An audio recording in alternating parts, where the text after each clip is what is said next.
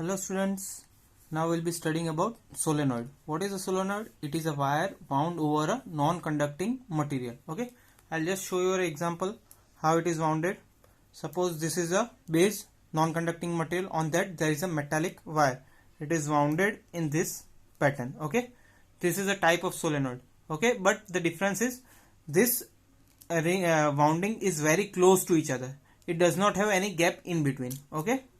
So it is wires are turned in a helical coil form with concentric rings very close to each other. Okay, they are very close to each other. Okay, if I remove the base material, then it will be in this form. It will be like just like a spring. Okay, I hope this much is clear. Now, when you suspend any solenoid, okay, if you are suspending any solenoid with a string, then what will happen? And when you pass the current through it, it will always align itself in a north-south direction. It will always align in north-south direction. Okay.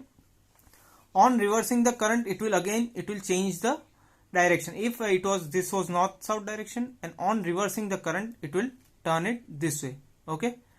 What does this mean? This means that on introducing the current in this solenoid, it behaves like a magnet.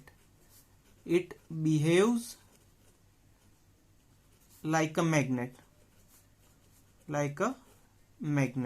Okay, now if you want to find the direction of current or north pole, then what you can do, you can find it by curling your fingers in the direction of current. If this is the direction of current, okay, if this is the direction of the current, then this will be the direction of north pole. In case if it is this way, the curling of current or the coil is in this manner, then the north pole will be this. Okay, so when you change the polarity, the north pole and the south pole change itself. Okay, now we shall move ahead. Once again, I'll make a solenoid over here. Okay, what I want to show you now is we need to take upper and bottom part. Okay, from the upper part you can see that it is coming outwards. And in the lower part it is going inward into the plane. Okay, it is going into the plane. Once again, when I take the upward part, it is coming out of the plane. In the lower part, it is going inside. So if I draw a section, can I draw it in this form? In the upper part, it is coming outside. In the lower part, it is going inside the plane. Okay, this is the direction of current, that is the direction of coil. Okay, so now if I want to take the direction of what is the direction of magnetic field, okay, this is coming outward. So what will be the direction for this?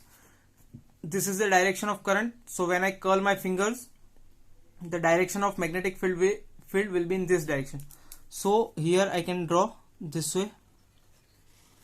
This will be the direction of magnetic field.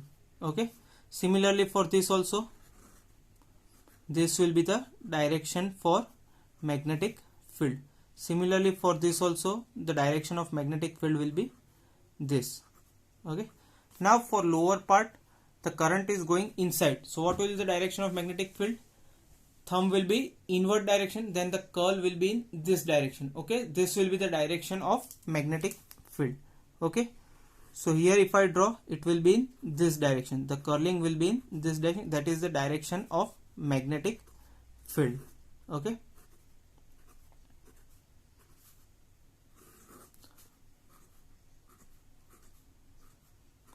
Okay. Now once again, if I make the solenoid,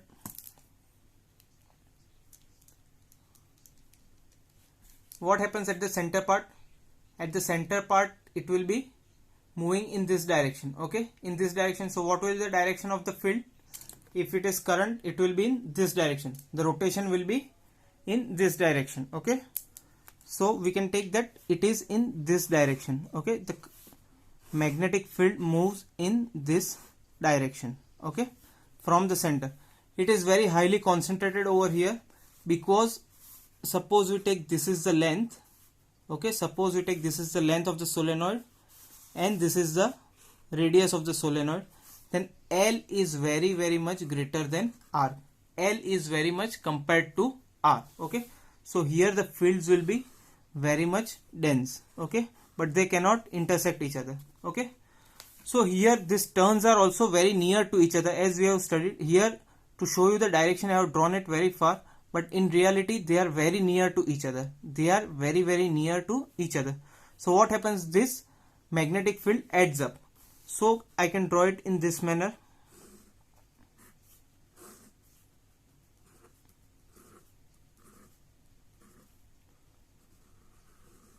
It adds up. Suppose I'll draw the lower part also.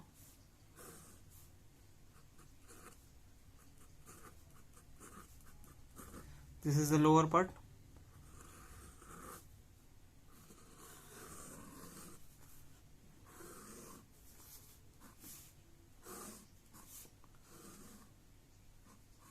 Okay. Now the direction, here it was this direction.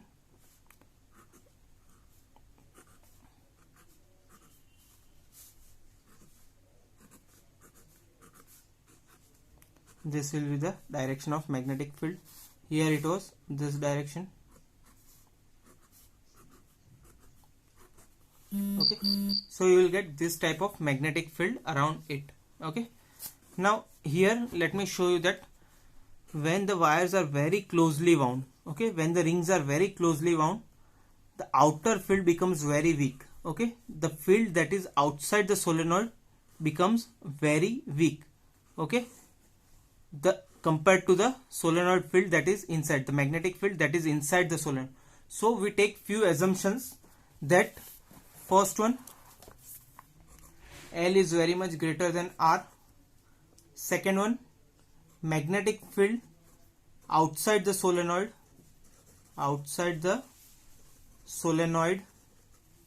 is 0. Okay, third one, inside they are very close, so this is very highly dense field. So we assume that it is straight and parallel to each other. Instead of this curve, we assume that it is straight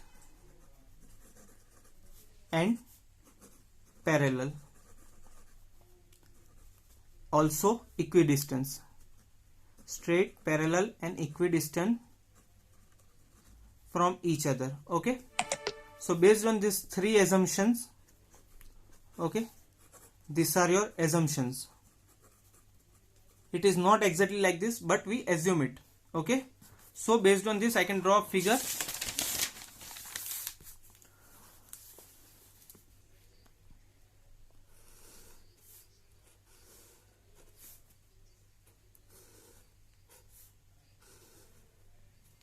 Okay, these are the magnetic field lines. Okay, as per our assumptions. Okay, they are equidistant, straight and parallel. Okay, now suppose we want to find magnetic field inside the field. Suppose we need to find somewhere over here. What we'll do, we'll find it using Ampere circuital law. So for that, what we need to do, we need to make a imperial loop. Okay, suppose I make an imperial loop over here. Okay, suppose I am making an imperial loop over here. Let me name it A, B, C, D. Okay, if I want to find it over here, it should be symmetric.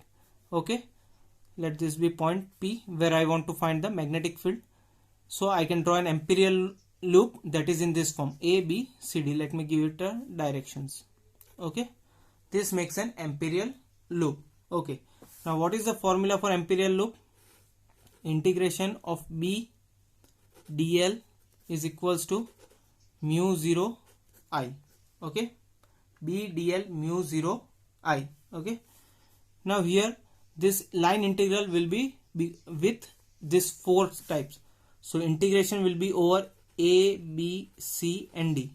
So if I divide it in different parts, suppose let us name this as L. This has L distance. Okay, then first of all, integration of A to B, B dot dl. Okay, now what is the angle between them? The angle between the electric field line and the line element is 90 degree, which means that this will be equal to B dl cos theta, and theta will be equal to 90 because this is perpendicular to each other, dl element and b, which means this will be equal to 0. Okay, then BC, let B dot dl for B and C, from B to C, it will be B dl cos 0, as magnetic field is also in this direction. Okay, and our line integral is also in this direction, so it will be equal to B dl. Okay, so later we'll check for it later on. Okay, now for C to D, once again it will be 90 degree cos 90, so it will again be equal to 0. B dot dl is equals to integration of B dl cos 90, that will be equal to 0. And last thing, D to A, integration of D to A, B dl. Okay, but here, as this is outside the magnetic field, outside the solenoid, we have already assumed that the magnetic field outside the solenoid is 0, which means here B equals to 0. So ultimately this whole term will be equal to 0. Okay, so electric field is only due to this single component. Okay, so we'll do the line integral over here. B dot dl. Okay, it is from B to A. B to C, it is B to C is equals to mu 0 I. Okay, now the line integral, this is length L, B to C is length L, so I can write down B.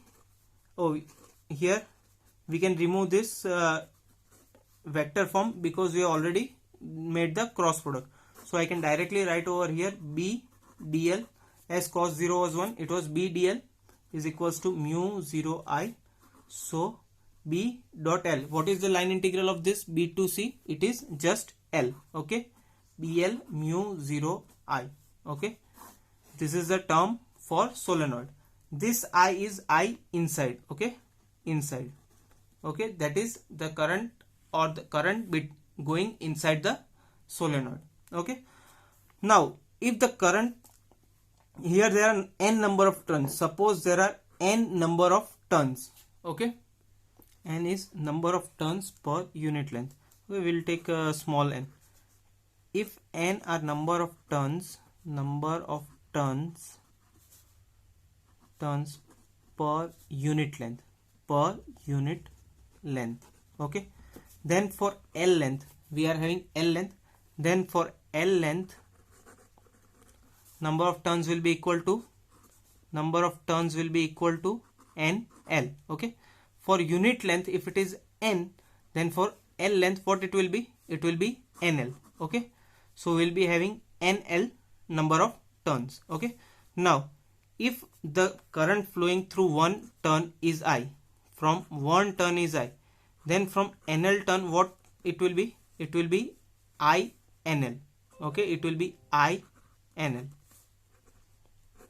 Can I write it in this manner? I'll once again repeat this.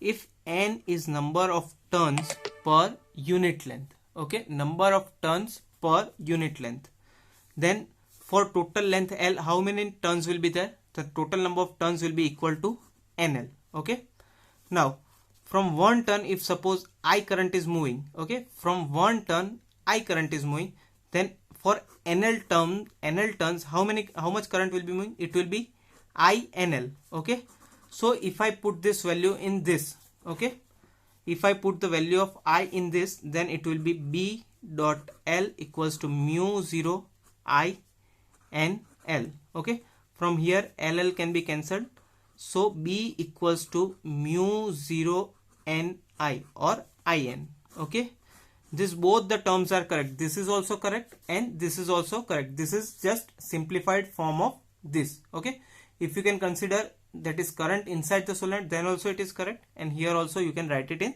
this manner. But from here what we can make, that the magnetic field of the solenoid depends only on current and number of turns. Number of turns is the only variable thing. If we increase the number of turns, we can increase the magnetic field. Okay, I hope this topic is very clear to you. Thank you students, have a nice day. Stay safe.